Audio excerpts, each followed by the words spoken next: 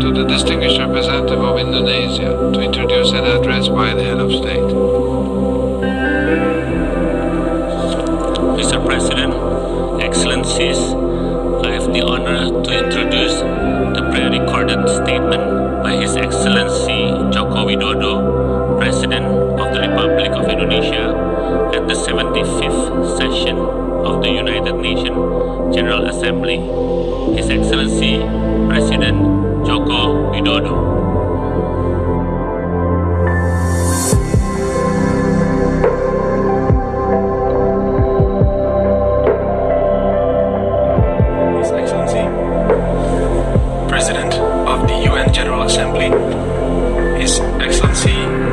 Secretary General, distinguished leaders of the member countries of the United Nations. This year marks the 75th anniversary of the United Nations. 75 years ago, the UN was born so that a great war, the Second World War, will not happen again. 75 years ago, the UN was also established to create a world that is more peaceful, stable, and prosperous.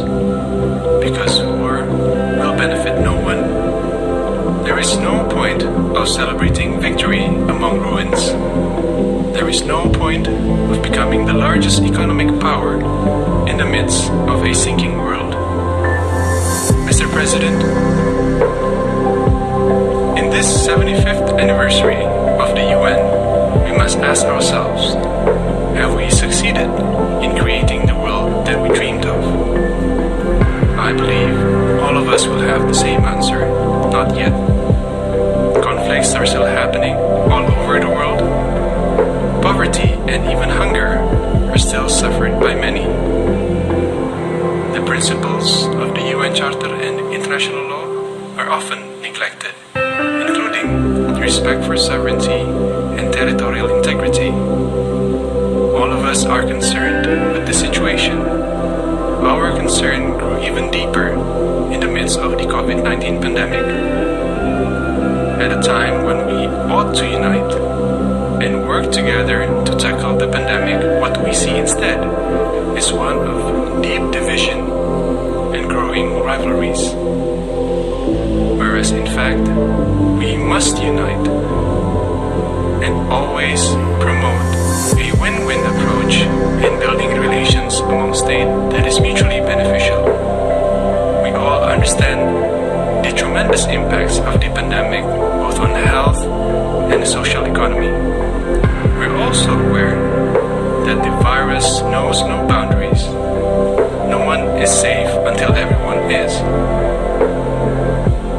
If division and rivalries continue to persist, then I am concerned that the pillars of stability and sustainable peace will crumble or even destroyed.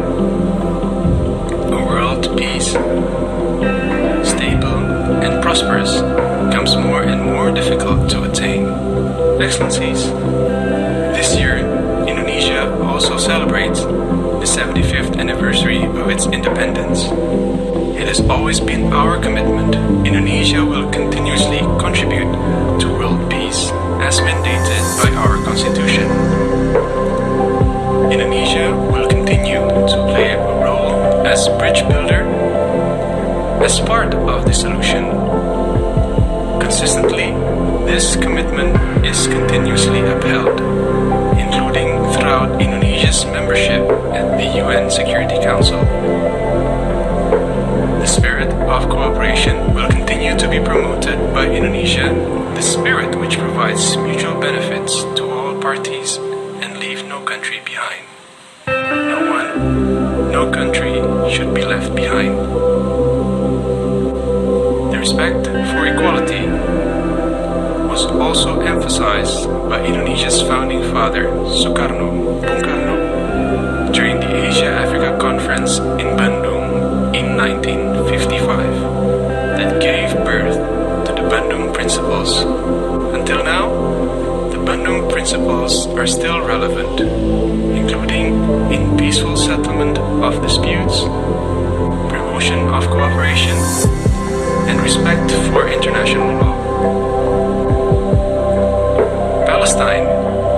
becomes the only country attending the Bandung Conference that until present has not enjoyed its independence. Indonesia consistently supports Palestine to gain its rights. In our region, along with other ASEAN member countries, Indonesia continues to maintain Southeast Asia as a peaceful, stable, and prosperous region. On its 53rd anniversary, on 8th of August of 2020, ASEAN reaffirmed its commitment to continue maintaining peace and stability in the region.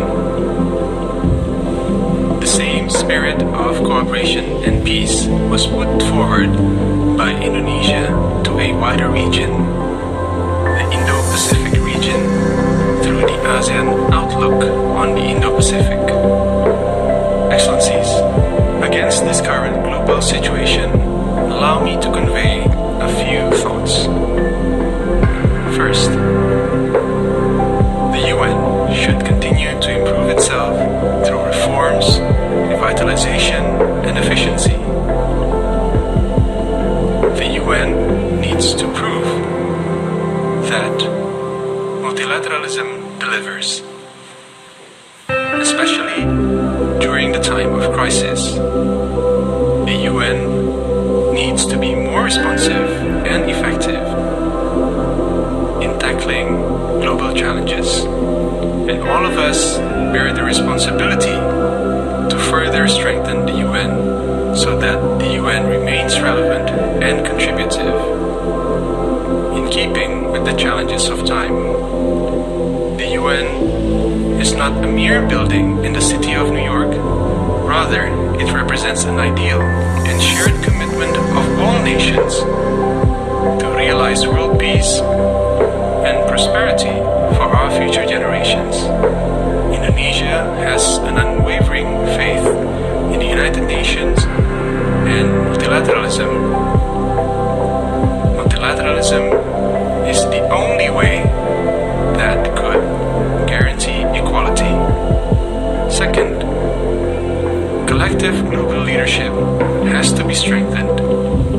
We're all aware that when it comes to relations among countries in international relations, every country always protects their national interests. However, we must not forget that all of us have the responsibility to contribute to be part of the solution for peace, stability, and prosperity of the world.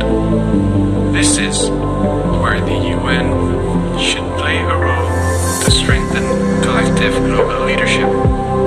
The world needs the spirit of collaboration and a stronger global leadership to create a better world. Third, cooperation in tackling COVID-19 must be strengthened in terms of the health aspects as well as the socio-economic effects. Vaccine will be the game changer in the war against the pandemic. We need to work together to ensure that all countries have equal access to a safe vaccine with affordable price. In the long term, the management of a resilient global health system needs to be further improved. The resilience of global health system based on national health resilience will determine the future of our world. From the economic perspective, the gradual reactivation of economic activities needs to start by correcting the shortcomings of our global supply chain today. Reactivation of the economy must prioritize the health of all citizens of the world. A healthy world, a productive world, needs to be our priority.